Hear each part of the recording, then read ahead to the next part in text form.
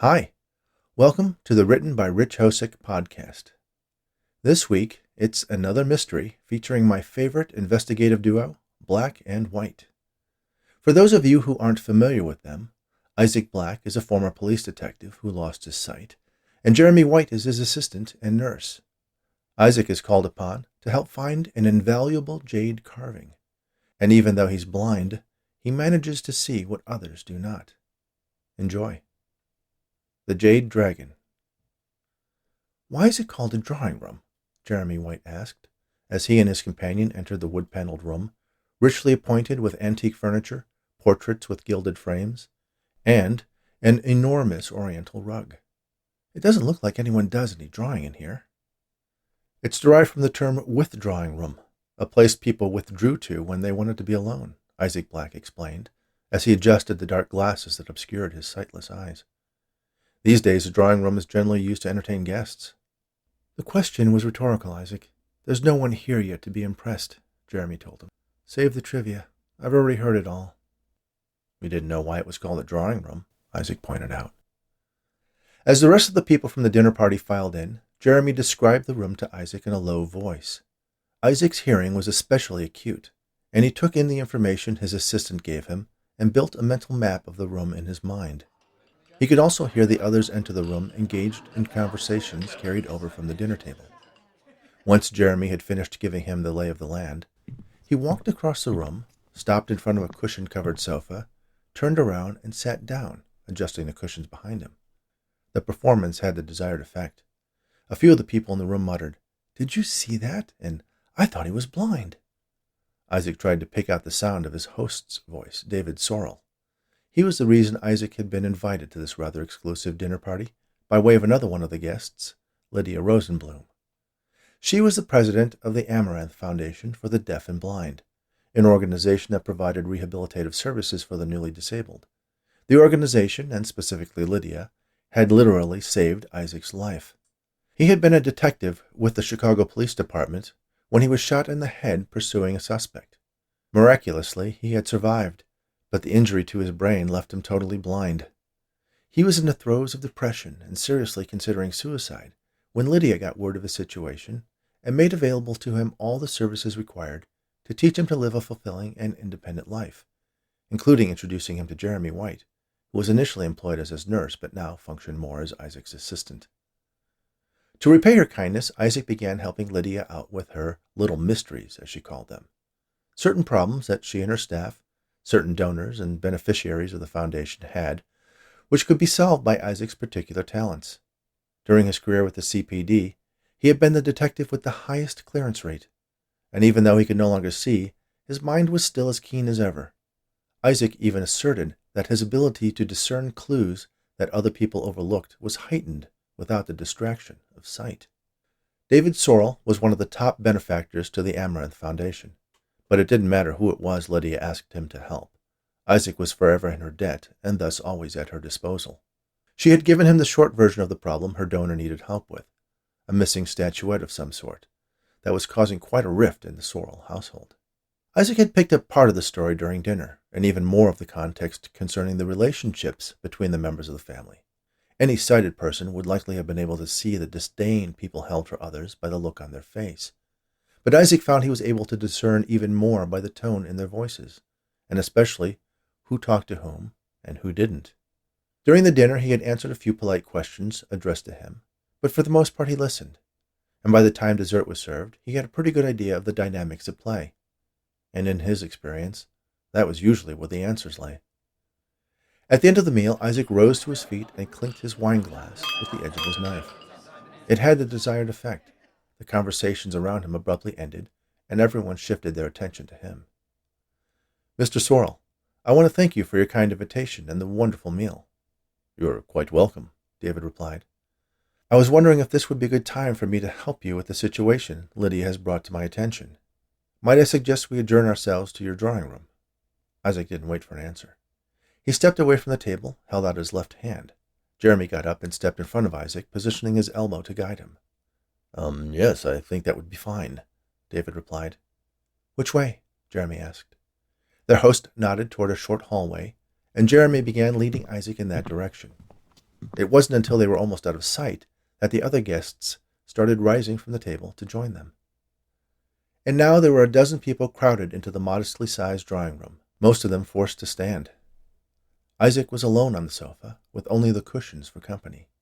He turned his gaze, obscured by dark lenses, in the direction of the desk that Jeremy had indicated was to his left, hoping that his assumption that David Sorrel would sit behind it was correct. It was. "I understand something is missing," Isaac said.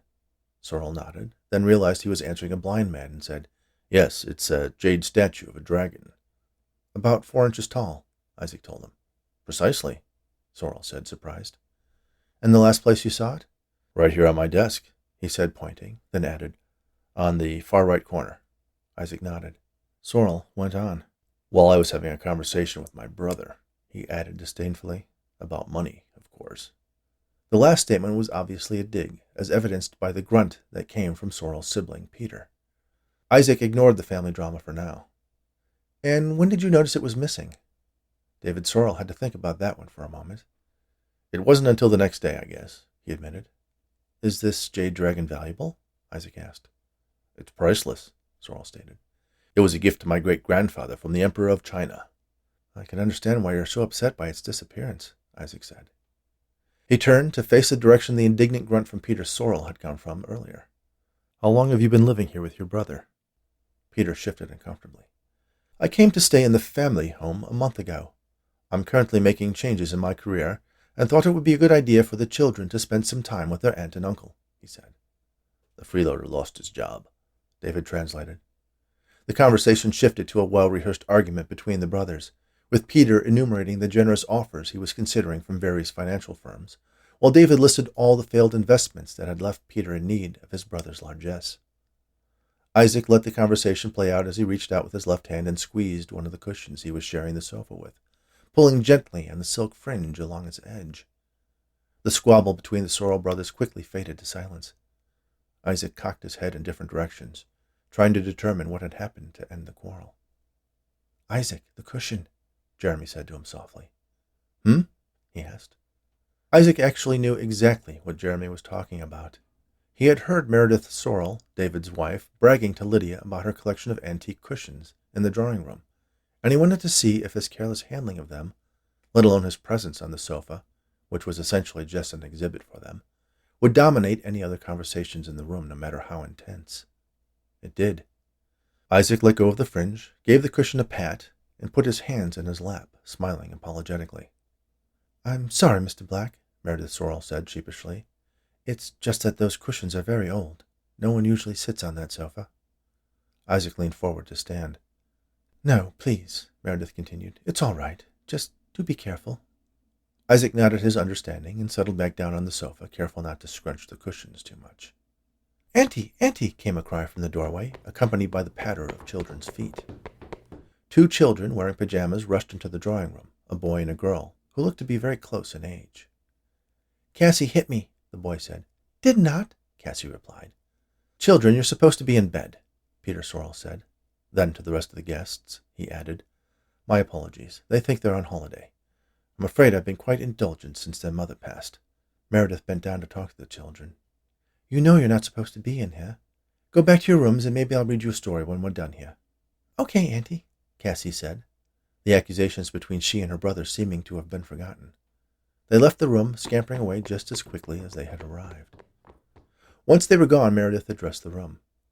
"It's so nice having children in the house." Many of the guests offered statements of agreement. David grumbled from behind his desk. "Mrs. Sorrel," Isaac said, "why did you hire a new maid this week?" Meredith raised a hand to her mouth in surprise. "How on earth did you know that? She just started on Tuesday. Did you tell him, Lydia?" she asked her guest.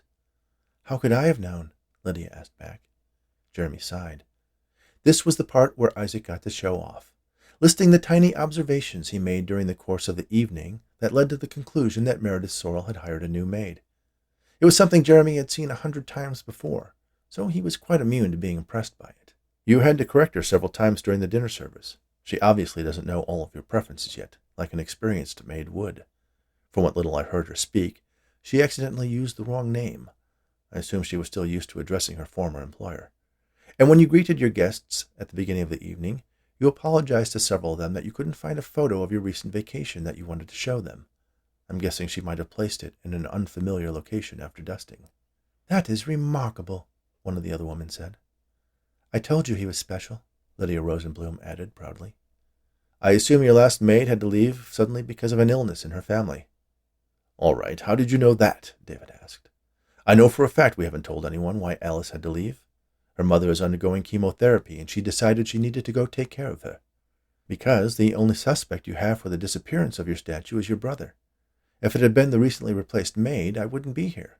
So it must have been a personal matter of grave circumstance that called her away, Isaac answered. In other words, he guessed, Jeremy said. Quite an outstanding guess, a man leaning against the far wall, nursing a glass of whiskey, said. I assume you conducted a thorough search of the house, Isaac said, returning the conversation to the subject at hand. Yes, indeed. We've been over every inch of this house, David said, exhausted at just the idea of it. Alice looked everywhere before she left, and Irene did the same since she's arrived. Fresh set of eyes, you know. He looked over at Peter. I haven't been allowed to search my brother's rooms, though. I searched them, Peter answered. Yes, so you say. Is one of those supposed job offers you have guarding a henhouse? Careful with your slander, brother. I did not steal the statue, although I don't remember Father leaving it explicitly to you in his will. Father wouldn't have trusted you with his used socks, David declared. David, Peter, Meredith said. Her words immediately silenced them as effectively as Isaac's transgression of fondling the cushions had earlier. I believe you, Mr. Sorrel, Isaac said, directing his sightless gaze at Peter. You did not steal the Jade Dragon. How can you possibly know that? David asked. You've been here all of 2 hours. You don't know him the way I do. Because, Isaac said simply, I know exactly where it is. You do? Meredith Sorrel asked. Isaac nodded. Everyone waited with anticipation. Don't expect him to just say where it is, Jeremy cautioned everyone. We're not going to get out of here that easy. I don't understand, Peter said. You come into this house, having met everyone for the first time this evening, not being able to see a thing, if Mrs. Rosenbaum is to be believed, and you say you know where the Jade Dragon is? That's right, Isaac said. Well, as appreciative as I am for your belief in my innocence, I'm afraid I cannot return the favor. I don't for a second believe you know where it is.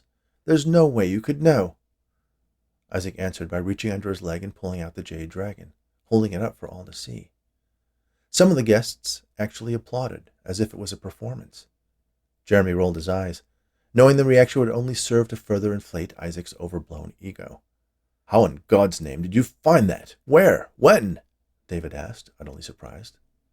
It was rather simple, Isaac said. Jeremy knew from Isaac's point of view that was true, and once he explained himself, everyone else would wonder how they had missed his obvious deductions. But at the moment, Jeremy was as lost as the rest of the dinner guests.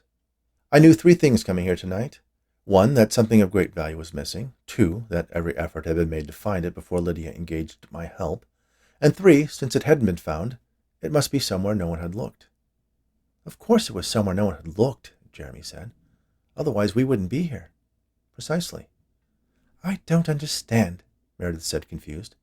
We've only been talking about it for the last few minutes.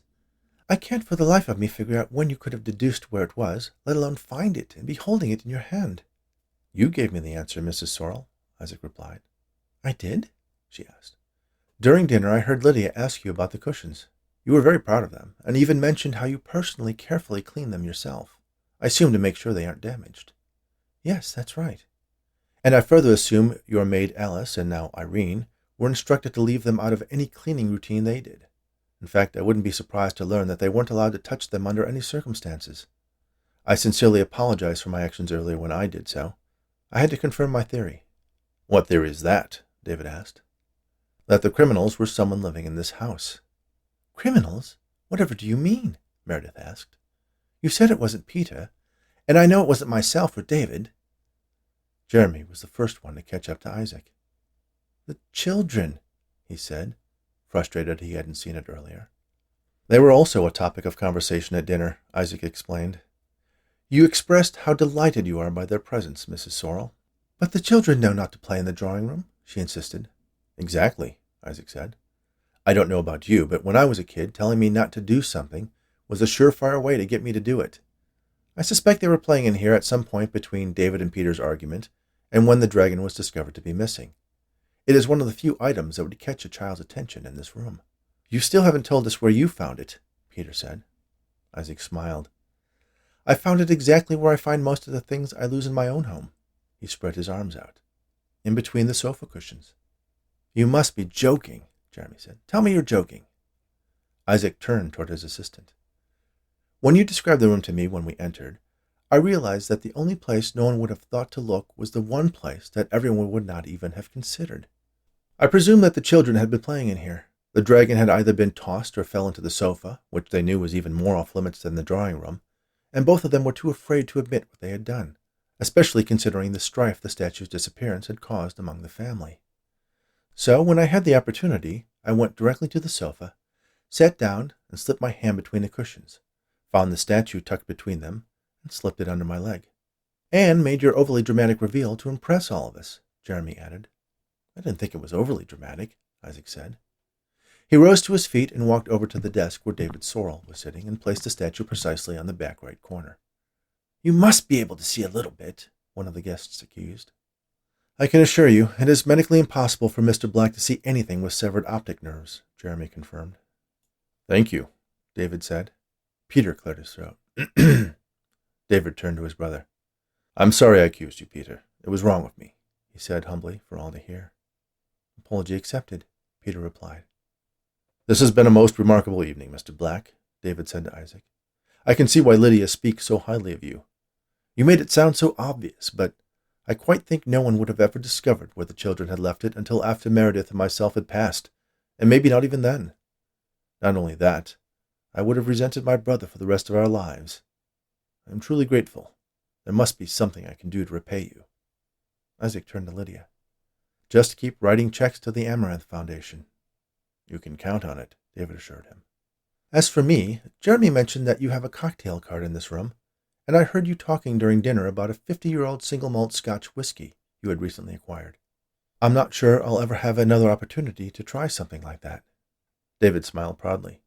He rose from his leather chair and crossed to the cocktail cart, where he picked up the ornate bottle of the Belvany Scotch, pulled out the cork, and poured a couple ounces into a crystal glass. Ice? He asked. Is that a trick question? Isaac asked back. I'll take it neat. Good answer, David said, deeming the detective worthy of drinking it. Isaac held out his hand and David placed the glass in it. He lifted it to his lips, then paused to allow the aroma to drift into his nose.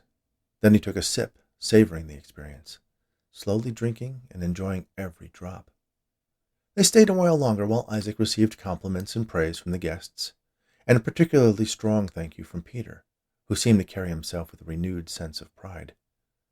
As they were walking out toward the waiting Uber, Jeremy said to his friend, You know, that was a $50,000 bottle of scotch. $57,350.97, Isaac corrected. You could have asked for a check. We do have bills to pay. Isaac nodded. George Bernard Shaw once said, Whiskey is liquid sunshine. And that's the closest I've come to seeing sunshine since I... There was no need for Isaac to finish his sentence. Jeremy knew exactly why he had accepted a meager shot of fine whiskey over any amount of money. There were moments, even since he had reinvented himself as a private detective and put the worst of his depression behind him, when he became acutely aware that there were things he would never see again. Likely the entrance of the excited children was one that especially hit home. Just don't start singing John Denver tunes, Jeremy warned. Hearing you try to belt out Sunshine on My Shoulders would spoil the moment. Isaac laughed. Deal, he said, as they got into the back of the town car and rode away. Thank you for listening to the Jade Dragon on the Written by Rich Hosek podcast. I hope you've enjoyed this story, and if you haven't done so already, please subscribe on your favorite podcast app, give me a like or 5 stars, and share my weekly audio tales with a friend. You can find out more about me at richhosek.com, follow me on Twitter at richhosek, on Facebook at Written by Rich Hosek, and don't forget to check out my books on Amazon and follow me there to get notified of my new releases. And if you're looking for other original story podcasts, check out As Read by Me at, not surprisingly, asreadbyme.com. They have an eclectic mix of fiction, poetry, and essays that are sure to keep you entertained, all read by the authors. Thanks again, and all the very best.